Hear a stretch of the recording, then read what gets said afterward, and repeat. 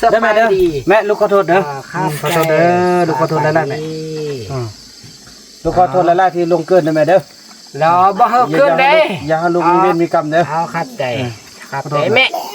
บ่ได้บ่ได้ต้นแม่นี่แม่ปากเสียงบอกหั่นน่ะแม่บอกกันเศร้าน่ะท่านก็บ่ได้ฟังคันกูนอนเมากูนอนบ่ได้เจ้าอะไรมาแกล้งบอกเฮ้ยมัดกะยะใต้คำน้อยกะยะโอ้จะดงในฮอตใต้โกเฮ้ยเฮียใต้โกเฮ้ยมานี่ชุบชุบลงไปโอ้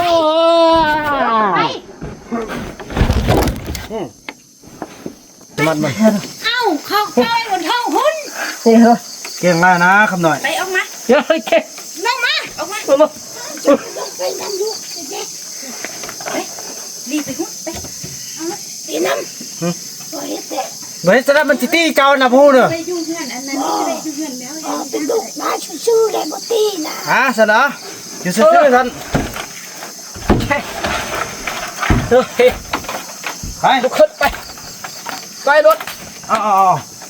ขอบใจ FC ผู้มีน้ำใจ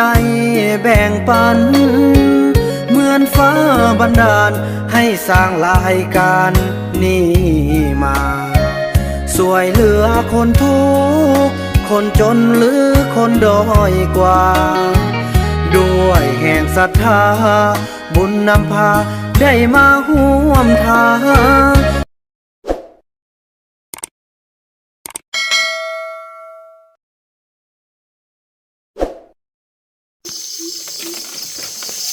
เฮ็ดจะได้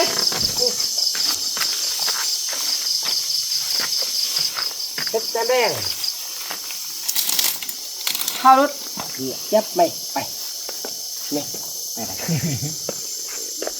ไปเลยค่ะ บอกอย่าสุปากนะนอนไปนอนไปบ่หอคำน้อยปักคำน้อยในเก่งปากเบิ่งมาซอกเสือกมาเบิ่งไปจะได้เอาเสือกมัดได้มาเด้อเอาเสือกมัดได้เด้อมัดเอาเคยจับกองเอาได้มาทาได้นี่นะทาได้นี่ทาไปมานี่มาเอาเสือกมัดเด้อข้ามันเจ้าดอกเอาเสือกมัดได้อนุญาตเราได้เนาะเด้อเอาเสือกมัดเด้อไปอนุญาตบัตรกรรมเด้อเราทาเองบอกแล้วพี่น้องเอ้ยข้าว่ามาอยู่บ้านแล้วกันมันขนาดปากเราสิได้มัดแล้วเรานี่เรามัดเลยเราว่าเลยมัดแต่สิมัดเลยเนาะมัดเนาะมัดบ่ปากเด้อ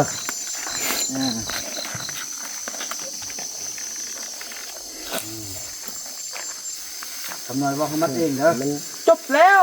แถวบ้านแล้วคำไม่รบพอรบมันดักทำหน่อยว่าเขามัดเองเด้อ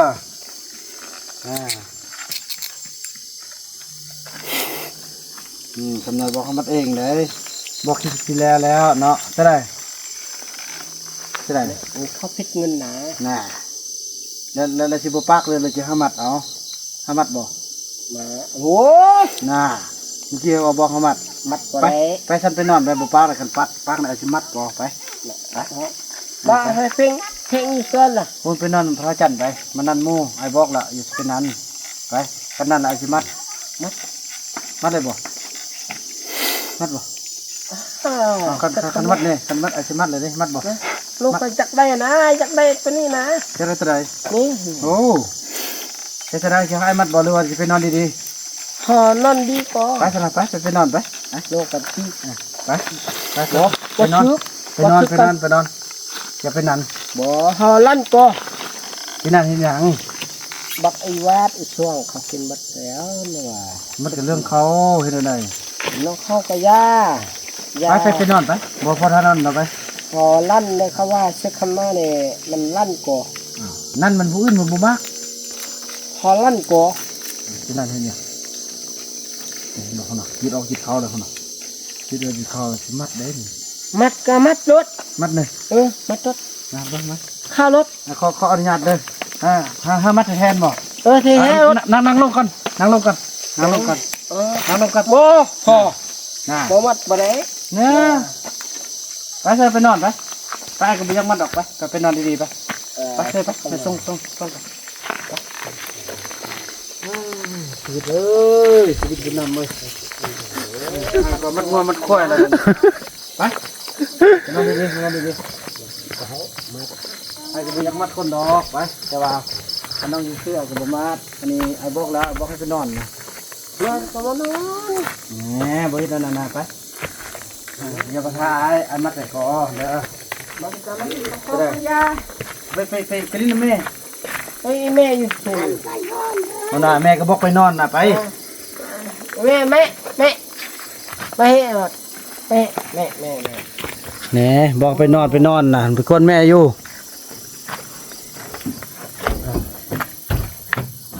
โอ้ย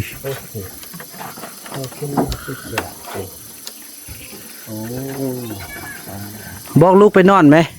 บอกลูกไปนอนบอกลูกไปนอนไหม ฮอนให้แต่ใจได้พอเนี่ยก็ได้ มันดังวีกมันไปถึงยังน่ะดัง มัน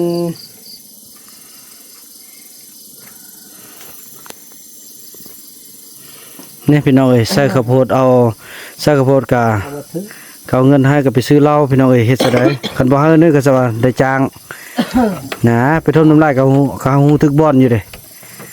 เช็ดนั่นเด้ นอนไปไม่ได้ช่างปากมันเจ็บคอ สั่งปากเจ็บคอน่ะ นอนคือนอน รักกัน ชักคำน้อยหนึ่งช้าคำน้อยหนึ่งอยู่นี่บ่โอเคทูอีฟอเดอร์บันดึงกว่าบันดึงกว่าซื้อข้าวต้มนาเป็นนกเป็นเต่าซื้ออีฟอนี่มีซื้อคำยันเนาะ ซื้อคำยันว่าไป เอาว่าไปสุดใดว่าอีฟอนี่ ไปมาซื้อคำยันอีก ผมจะไปดีเมลเลยพอแห้งก็ถูกป้าทูว่าซื้อคำหน่อยนี่บ้า นายยงเบิ่งเอาอย่ามาบ่ต้องกินเหล้าเด้อ ขี้ยาน พอจะกินเหล้ากันเบี้ยนี่ แม่ พอจะจับเอาลูกไปแล้วอันนี่น่ะ เฮ้ย พอจะจับไป กูบอกให้จับ จะใส่ กูบ่ให้จับ พอให้จับบ่ได้นะว่าเฮาจับได้ บ่ยาดอกลูกอีพ่ออยู่นี่ก็สิจับ แล้วไอ้พ่อนี่เฮาได้เอง แน่ไปนอนกับบ่นอนนี่เสือกมัดก่อนนี่เห็นบ่เสือก อ๋อ น่ะ เขามัดคอได้ดึง ขอดึง ไปกะยา ให้มันขอดึงเฮ้ย ไปอะ มัดคอดึงอยู่ยายเป็น พาลานไปนอนไปพาลานไปนอน เฮาสิรับเด้เฮาใช้คุกนี่ ไปลูกไปนอนได้ลูกเด้อนี่ขี้ยาด ไม่รีบ อยู่ไหน โอ้ยย่านอยู่ไส อันนี้เขาไปไปกินกับเขาก็ได้เด้อ ไอ้พ่อนี่มัดก็ซื้อคำน้อยนี่บ่ดีเลยนะสักคำน้อยสร้างไป กูบ่ให้จับมันเลยเอา โอ้บ่จับไปเขาหาไอ้พ่อดิมารุปไม่ใช่ แม่ลูก เอาไปนอกอีลูกเขาไปนั่งมดที่ขึ้นคว้ากระปุ่น นี่เอาไว้ลงน้องลีมาได้เอามากินเด้อไปเมื่อไปนอนเฮือนเอาไป บ้านเราอันพ่อได้แม่กินกัน ไปเถอะไป อำนวยอย่าปากแห้งเด้อบุญมีตื้น ลูกบุญมีตื่นก่อน บุญมีตื้นแล้วมันสิให้เด้อ มาให้อยู่ไส บุญมีอยู่ลุ่มมันอีตื้น ตื่นอยู่ไสสร้างมาแล้วติโอ้ลูกก็ปล่อยอยู่นี่แหละ ปะโถ ฉันไปเช้าทางเด้อ บ่ทางก็ประทางกะยา ไปเช้าทางไปอยู่นี่เราทางห้องอีบุญมีอีตื้น บ่ตื่นบ่ได้บ่ได้ บริต้นแม่นี่แม่ปากเสียงบอกหั่นน่ะแม่บอกกันเศร้าน่ะ บ่ได้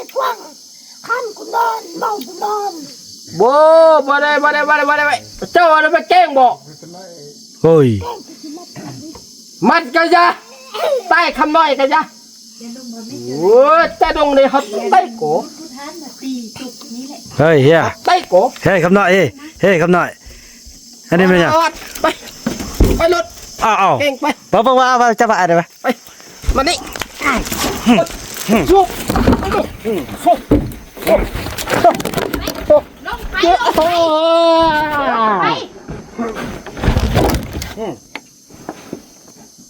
เฮ็ดใจ ไปมันอีเต้ เฮ้ยจับ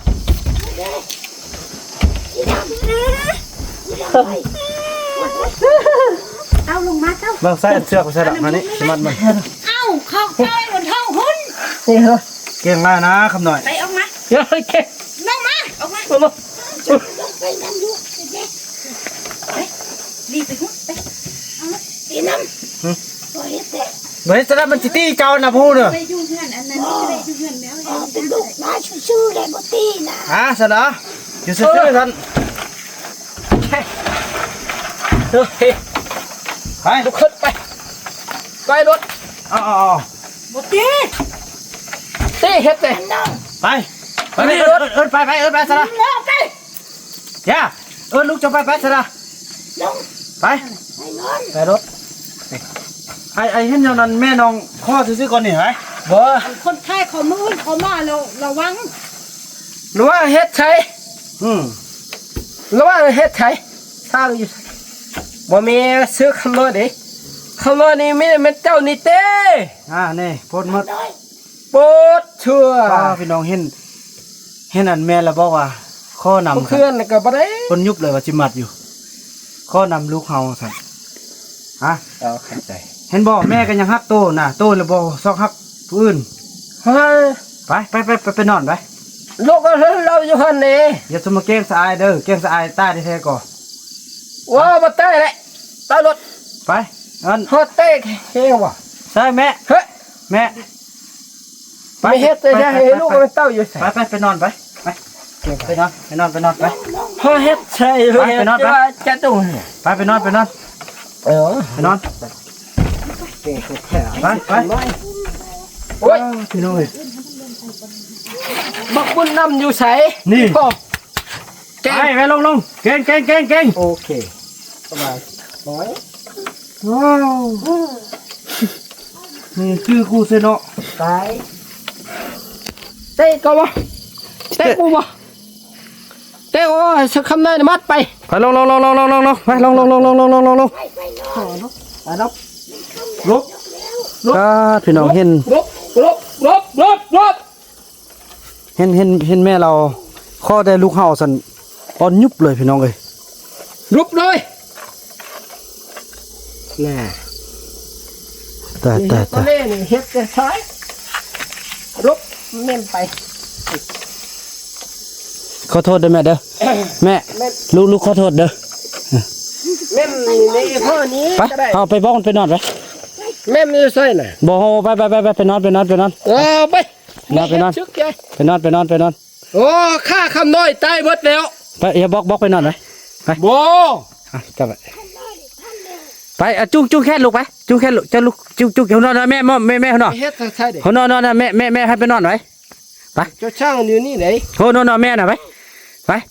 ไอ้บุยักมัดย้อนแม่น้องข้อไอ้ไปสันไปวอดีๆไป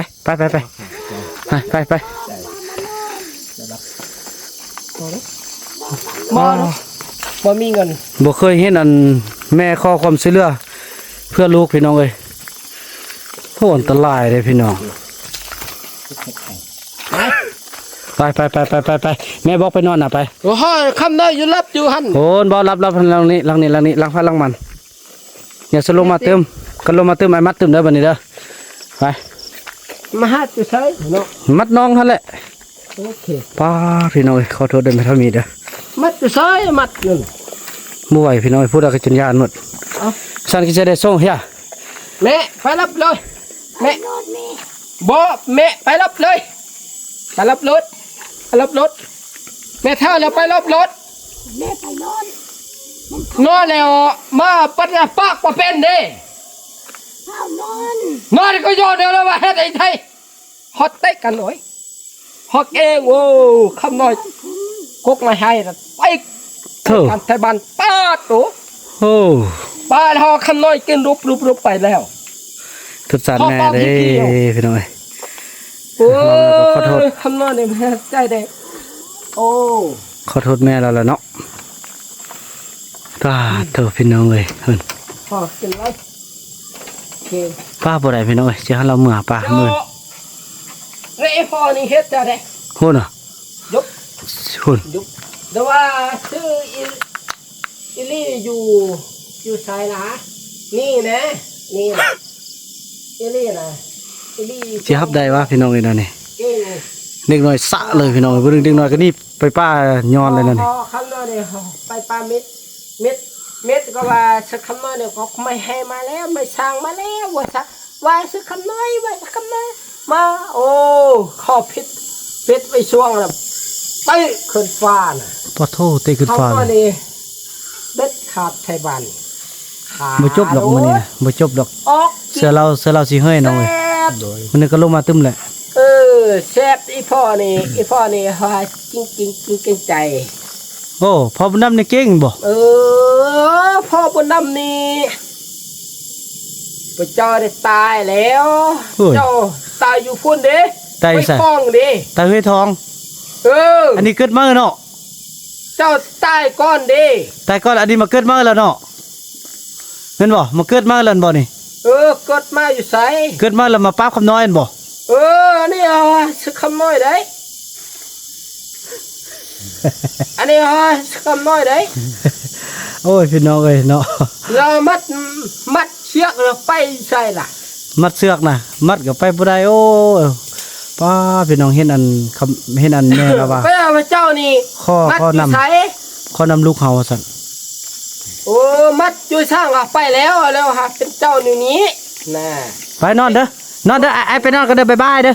สบายดี เอ้ย พ่อเด้อขับใจแล้วฟอนส่งมา โอ้ยพี่น้องเอ้ย ยกให้เจอเด้อป้า ปา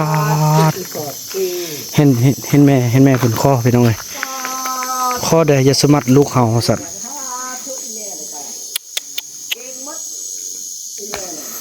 ตายโอ้พี่น้องเอ้ยอันตรายเด้อจุดนี้มันจุดที่ติดยาหมดเด้จุดนี้อันตรายเด้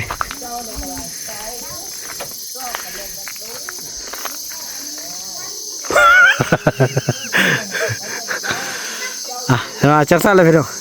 บ่ยันเด้อน้องเด้อมียันละอื่นสายเด้อเบิ่งเสื้องไปไว้เทิงรถไปไว้เทิงรถคันบัดนี้เลยสิคันว่ามันยังมาเอาโลอารวาสแล้วสิอันนั้นแท้ๆแหละจะได้มัดไว้ให้มันเฮ้ยเราแล้วก็ค่อยปล่อยเอา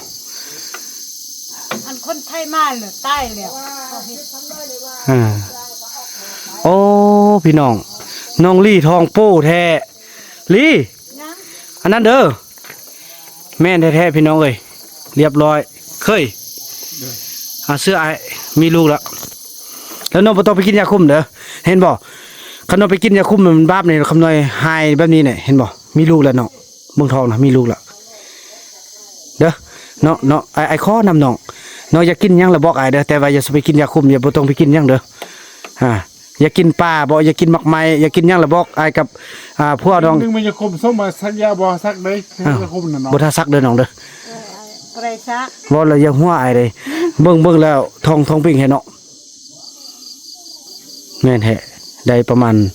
เดือนปลายแท้เดือนปลายแล้วพี่น้องเอ้ยสิเข้า2เดือนแล้วเด้คันเข้า2เดือนเริ่มเห็นแล้วเด้บางมื้อได้สิไปอ่อนไม่กดน้ำเหี่ยวมากดแน่นอนแต่แนวได้ไอ้เบิ่งแล้วแม่นรถพอนางลีบ่เคยจะมีนางทองโอ้พี่น้อง ทำเลยลูก เมื่อยใจนำคำน้อยมื้อนี่มื้อแล้วมันเมื่อเนาะ ยาแหละ นี่ไอ้ ยัน คือว่าแหละเฮ็ดเวียกเราเอาเงินให้มันสบายไปซื้อเนาะนี่บัดนี้เราสิซื้ออันมันอยากได้หยังเราไปซื้อเอาสมมุติว่าอยากได้ทานบ่อยากได้กาแฟเราอาจจะไปซื้อเอาเงินเดือนนี้ไปซื้อให้มันโอ้ยบ่อย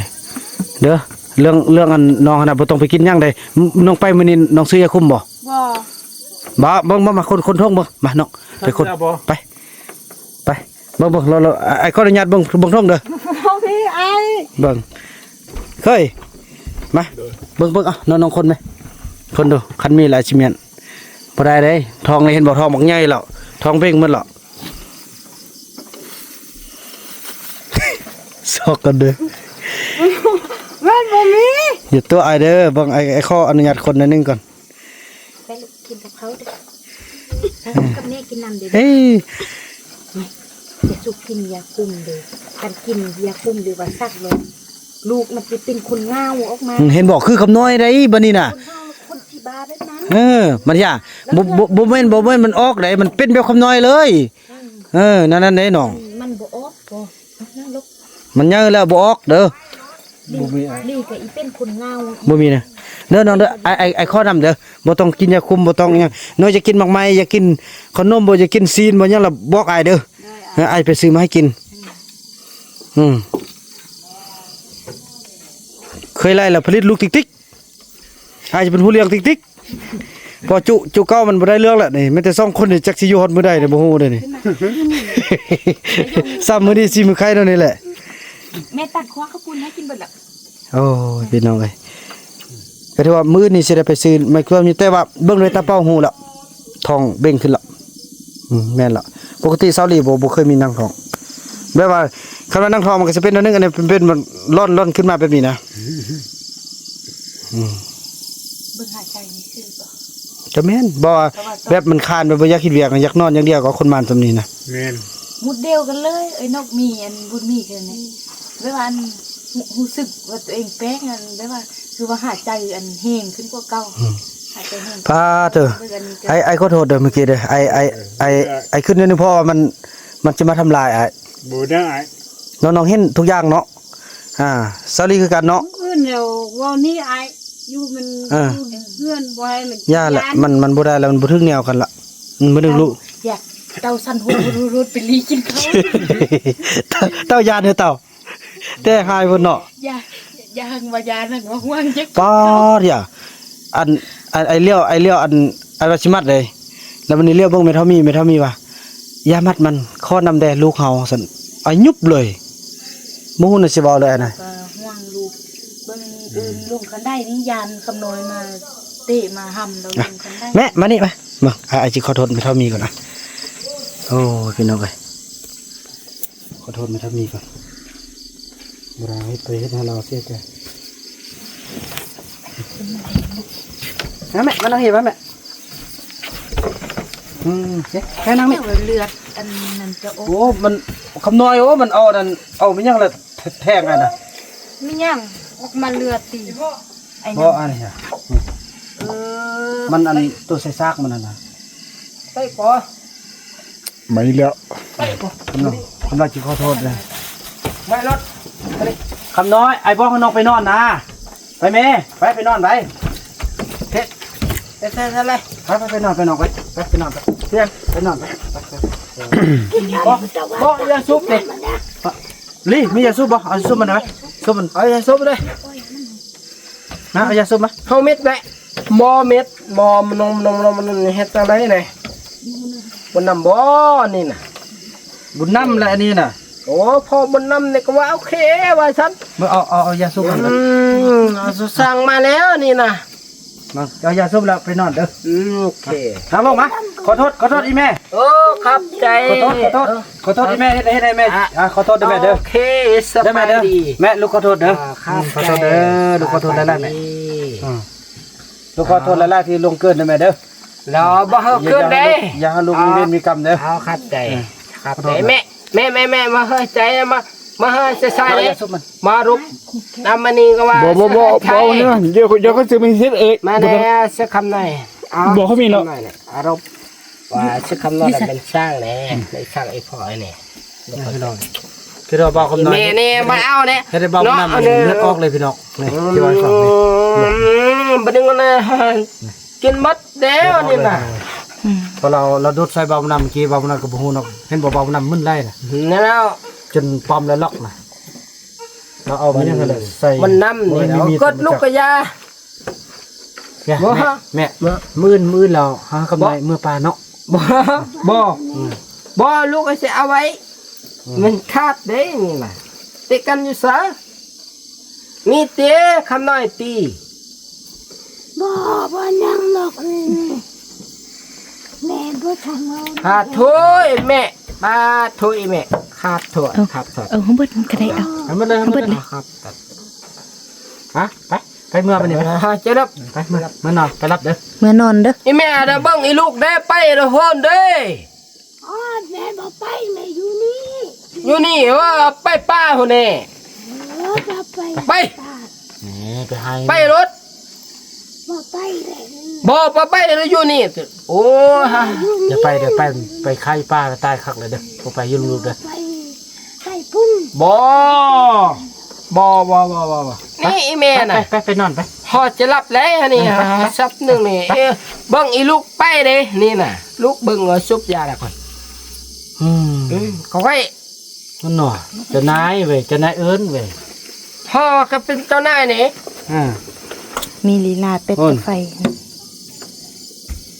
มันหน่อไปนี่เนาะลูกน้องพากัน ลูกจะไปรับเอา ลูกน้องพากันปฏิบัติหน้าที่สุดที่แหละ เฮ้ยพ่อจิกกันนี่เฮ็ดเจอเลย โอ้ยมันนั่นตัวเองหั่นเฮ็ดเข้า เจ้าไอ้พ่อเฮ็ดเจ้าให้ลูกนี่นี่ ไปเมื่อนอน เฮ็ดใจน่ะ เมื่อนอนไป ลูกจะมื้อน่ะคอกไม่ให้ไปนี่โอ้ยพ่อตกลงใจ ไปนอนไปนอน โอ้ยลูกว่าแล้วสิคำน้อยเลยโว้ลูกจะได้เอาเก๋เฮ็ดไปดีไปคำน้อยไปแล้ว ได้แม่เด้อลูกขอโทษได้แม่เด้อลูกขอโทษหลายๆเด้อแม่เด้อขอโทษหลายๆหน่อยอย่าให้ลูกมีเวรมีกรรมอย่างเด้อลูกก็บ่ได้ตั้งใจพอลูกปกป้องทุกอย่างเพื่อบ่ให้มันเสียหายได้แม่เด้อไปแม่ก็ไปนอนเลยนี่แม่ไปนอนเล่นเลยพี่น้องเอ้ยเนาะท่านเฮาก็สิได้เกี่ยมตอนน้อยลงไปนอนแม่ย่าเด้อ ชามที่เรื่องเขา อันนี้ก็แล่นไปแล่นมาดูต้นสาดเด้พี่น้องเอ้ยไหมไปรีกินพี่น้องเอ้ยไหมต้นสาดให้ได้สัตว์ลูกต้นสาดลูกกินข้าวละ ลูกเมื่อกี้บนเจลูก แม่พี่น้องเอ้ยบ่าวน้ำจนเลือดออกจักมันไปถึงยังเราตอนเป็นตัวเรามันเล่นเซอร์แหละโอ้ตลายพี่น้องเอ้ยนี่ยเนาะมันให้เบิ่งบ่ได้พี่น้องเพราะว่าYouTube มันบ่ให้เห็นเลือดเนาะน้องเห็นบ่เลือดนี่ เดินเห็น นี่เนาะคือว่าแม่แน่นอนพี่น้องเห็นเนาะเห็นบ่นี่คำน้อยเฮ็ดลูกนะเห็นบ่คำน้อยเฮ็ดลูกนะ ก็เลยเขาเลิกกว่าเนี้ยแล้วมันอันนั้นมันบ่ออกไล่ซึ่งมันอยู่อันโยงมันบ่ลึกขึ้น สร้างมันเถอะ สร้างไปถึงมันยังมันแหละหรือว่าไปถึงผ่านบ่หึถึงปลายผาไปจักแหละหรือว่าบ่แม่นผ่านตักอยู่พุ่นต้องมาอยู่นำตัวมันหั่นแหละ นี่เบิ่งคันเจ้ามีหามีมีเนี่ยเราเอา เสื่องไว้เด้อแล้วพุ่นหายมื้อแล้วไปป่าเนาะอีแม่บ่ต้องไปเด้อป่าเด้อไปป่าได้ยามมันคายอยู่ป่าเด้อบ่ไปนั่นล่ะพี่น้องเอ้ยเนาะโอ้บ่าวน้ำก็เจ็บพี่น้องจะได้ไปล้างแผลหน่อยนึงก่อนเนาะถือว่าคลิปนี้บ่าวน้ำจะขออนุญาตจบคลิปกันสำนี้ก่อนพี่น้องเนาะแล้วก็พบกันใหม่ในคลิปต่อไปพี่น้องคลิปนี้บ่าวน้ำขอกล่าวคำว่าสบายดี